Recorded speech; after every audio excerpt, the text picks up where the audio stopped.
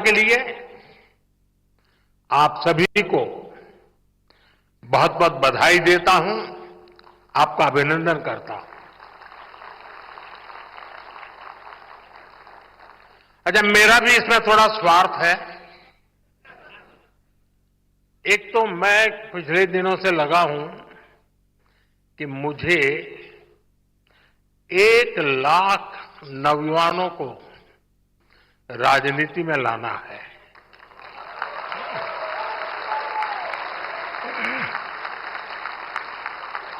और वो 1 लाख ऐसे जो उनकी फैमिली में फर्स्ट टाइमर हो।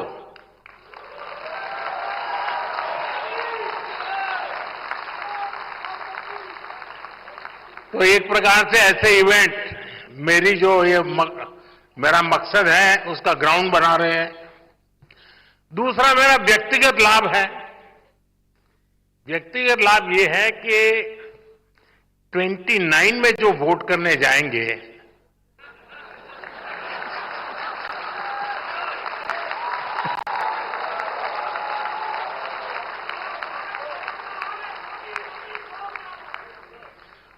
उनको पता ही नहीं है कि 2014 के पहले अखबारों की हेडलाइन क्या हुआ करती थी। उसे पता नहीं है। 10-10, 12-12 लाख करोड़ के घोटाले होते थे, उसे पता नहीं है। और वो जब 29 में वोट करने जाएगा तो उसके सामने कंपैरिजन के लिए कुछ नहीं होगा।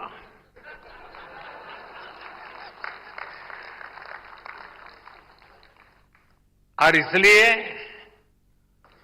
मुझे उस कसौटी से पार होना है। और मुझे पक्का विश्वास है ये जो ग्राउंड बन रहा है ना, वो उस काम को पक्का कर देगा।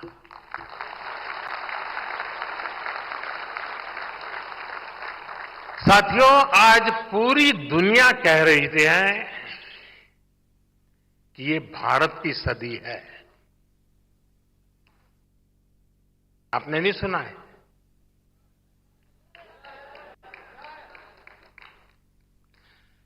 भारत की उपलब्धियों ने,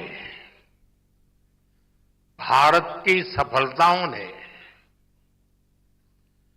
पूरे विश्व में एक नई उम्मीद जगाई है। जिस भारत के बारे में कहा जाता था ये खुद भी डूबेगा और हमें भी ले डूबेगा, वो भारत आज दुनिया की ग्रोथ को ड्राइव कर रहा है।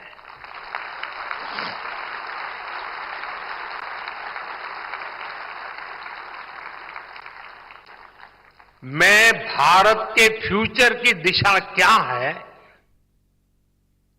ये हमें आज के हमारे काम और सिद्धियों से पता चलता है। आजादी के 65 साल बाद भी भारत दुनिया की 11वें नंबर की इकोनॉमी था। बीते दशक में हम दुनिया की 5वें नंबर की इकोनॉमी बने। और अब उतनी ही तेजी से दुनिया की तीसरी सबसे बड़ी अर्थव्यवस्था बनने जा रहे हैं। साथियों, मैं आपको 18 साल पहले की भी याद दिलाता हूं। ये 18 साल का खास कारण है क्योंकि जो लोग 18 साल की उम्र के हुए हैं, जो पहली बार वोटर बन रहे हैं, उनको 18 साल के पहले का पता नहीं है। इसलिए मैंने वो आंकड़ा लिया है। 18 साल पहले यानी 2007 में भारत की annual GDP 1 lakh crore dollar तक पहुंची थी। यानी आसान शब्दों में कहें तो ये वो समय था जब एक साल में भारत में 1 लाख करोड़ डॉलर की इकोनॉमिक एक्टिविटी होती थी।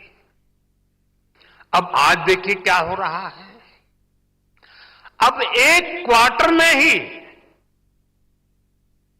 लगभग 1 लाख करोड़ डॉलर की इकोनॉमी एक्टिविटी हो रही है।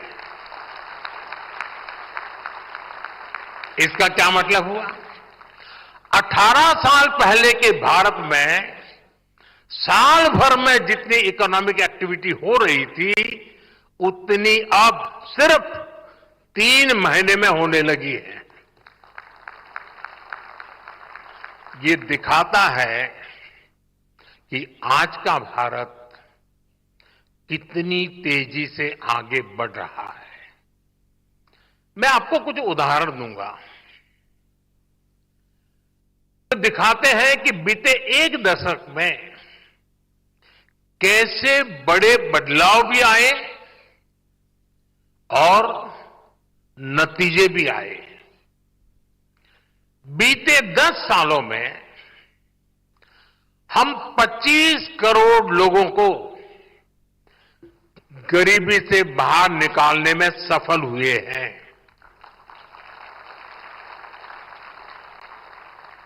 ये संख्या कई देशों की कुल जनसंख्या से भी ज्यादा है। आप वो दौर भी याद करिए जब सरकार खुद स्वीकार करती थी, प्रधानमंत्री खुद कहते थे कि 1 रुपया भेजते थे तो 15 पैसा गरीब तक पहुंचता था। वो 85 पैसा कौन पंजा खा जाता था।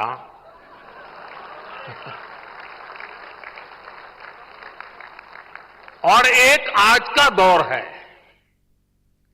बीते दशक में गरीबों के खाते में डीबीटी के जरिए डायरेक्ट बेनिफिट ट्रांसफर डीबीटी के जरिए 42 लाख करोड़ रुपए से ज्यादा ट्रांसफर किए गए हैं।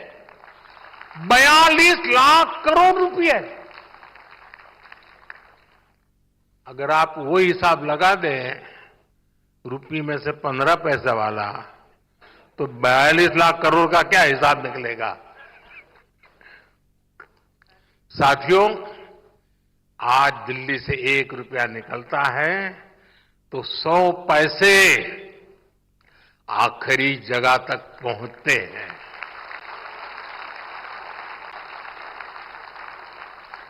साथियों, 10 साल पहले सोलर एनर्जी के मामले में भारत दुनिया में कहीं गिनती नहीं होती थी, लेकिन आज भारत सोलर एनर्जी कैपेसिटी के मामले में दुनिया के टॉप 5 कंट्रीज में से हैं। हमने सोलर एनर्जी कैपेसिटी को 30 गुना बढ़ाया है।